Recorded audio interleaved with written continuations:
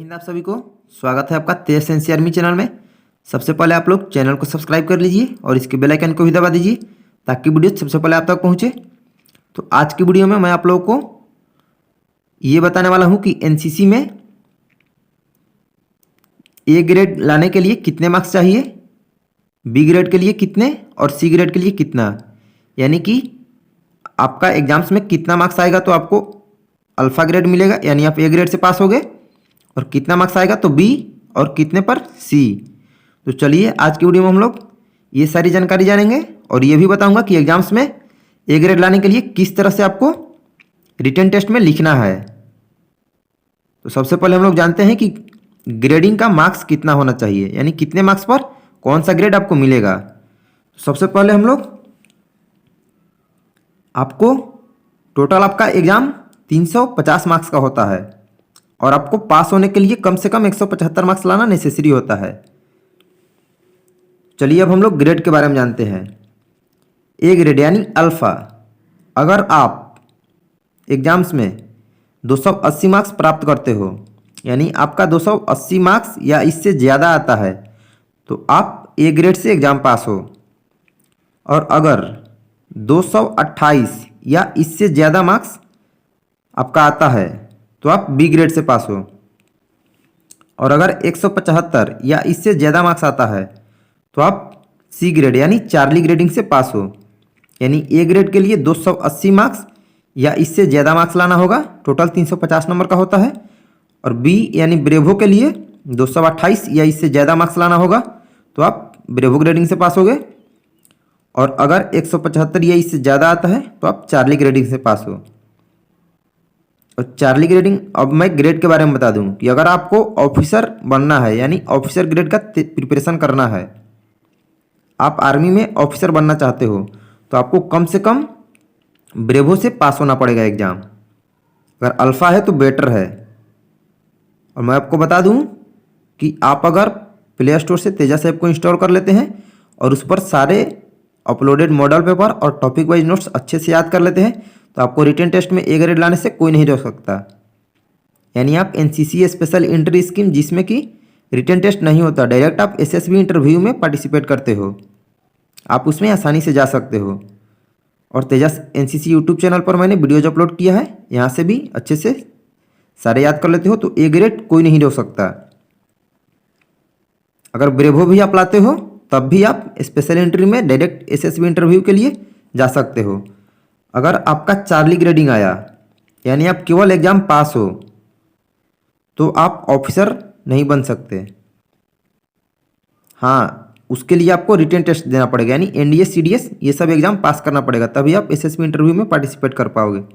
नहीं तो आप फोर्स के लिए अप्लाई कर सकते हो, यानी आर्मी में आपको बेनिफिट मिलेगा, जीडी में, क्लर्क में, ये सब में आपको बेनिफिट मिलेगा, लेकिन ऑफिसर के लिए आप सिलेक्टेड नहीं हो पाओगे।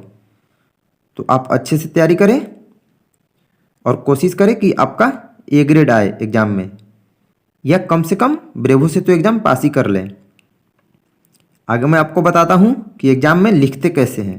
तो मैं आप लोगों को बता दूं कि एग्ज़ाम्स में अच्छे अंक पाने के लिए आपको किस तरह से एनसीसी में आंसर लिखना है। जैसे क्वेश्चन है प्रदूषण के प्रकार लिखें, तो बहुत सारे क्या करते हैं कि एक ही लाइन में पूरा आंसर लिख देते हैं, तो उससे आपके मार्क्स कट सकते हैं। आपको पॉइंट सिस्टम में आंसर देने हैं। एनसीसी एग्ज़ाम में आप कभी भी आंसर देंगे तो आपको पॉइंट सिस्टम में लिखना है। जैसे कि प्रदूषण के प्रकार लिखे तो 4 आंसर है यानी 4 पॉइंट है। फर्स्ट में फर्स्ट पॉइंट देना है और यहाँ लिखना है वायु प्रदूषण, सेकंड जल प्रदूषण, थर्ड ध्वनि प्रदूषण, और फोर्थ मृदा प्रदूषण। मैं आपको बता दूं कि अगर ये क्वेश्चन 10 मार्क्स का भी होगा तो आपको 10 में 10 मार्क्स मिलेगा। और बेटर बनाने के लिए यहाँ ऊपर में लिख देंगे कि प्रदूषण 4 प्रकार के होते हैं, और फिर 1 2 3 4 करके आंसर लिख देंगे। और नेक्स्ट क्वेश्चन बताता हूँ। जैसे एग्जाम्स में क्वेश्चन आता है कि दूरी मापने के किसी भी 5 तरीकों को लिखें, तो इसमें आपको पॉइंट सिस्टम में लिखना है। तो आप आंसर देंगे फर्स्ट पॉइंट इकाई का तरीका, सेकंड दिखाई का तरीका, थर्ड ब्रैकेटिंग विधि, फोर्थ सेक्शन का औसत विधि, फिफ्थ की रेंज विधि, और सिक्स्थ हाविंग विधि। तो आपको कोई भी आंसर पॉइंट सिस्टम में ही लिखना है, तभी आपको एनसीसी में अच्छे मार्क्स मिलेंगे।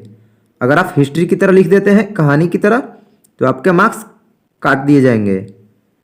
यहाँ पर आपको क्लियर, अगर क्वेश्चन 5 मार्क्स का है तो आपको 5 पॉइंट लिखने पड़ेंगे, चाहे क्वेश्चन किसी भी तरह का हो। जैसे चलिए हम लोग देखते हैं। देखिए जैसे क्वेश्चन है, वर्षा जल संचयन कैसे करते हैं और इसके क्या फ़ायदे हैं। तो इसका आंसर कहानी की तरह ही हम लोग लिखते हैं, साइंस में कर देते हैं, बट एनसीसी में आपको पॉइंट सिस्टम में लिखना है। जैसे फर्स्ट पॉइंट बनाएंगे, वर्षा का पानी संचयन करने के लिए दबी हुई जगह को तालाब में तब्दील करके। सेकंड, उसके बाद 3 तरफ से बांध बना दिया जाता है। थर्ड पॉइंट, तालाब को एक तरफ से खुला रखा जाता है।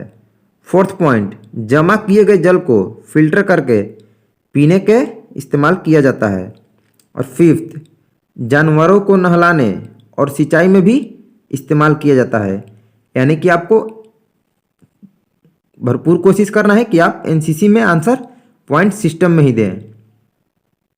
1-2 क्वेश्चन अगर आप स्टोरी बना के लिखते हैं तो आपको मार्क्स मिल सकता है, लेकिन आपको फुल मार्क्स नहीं मिलेगा। इसलिए आप लोग कोई भी आंसर पॉइंट सिस्टम में लिखेंगे। अगर 5 मार्क्स का क्वेश्चन है तो 5 पॉइंट, 10 मार्क्स का है तो कोशिश करेंगे कि 10 पॉइंट ही लिखें।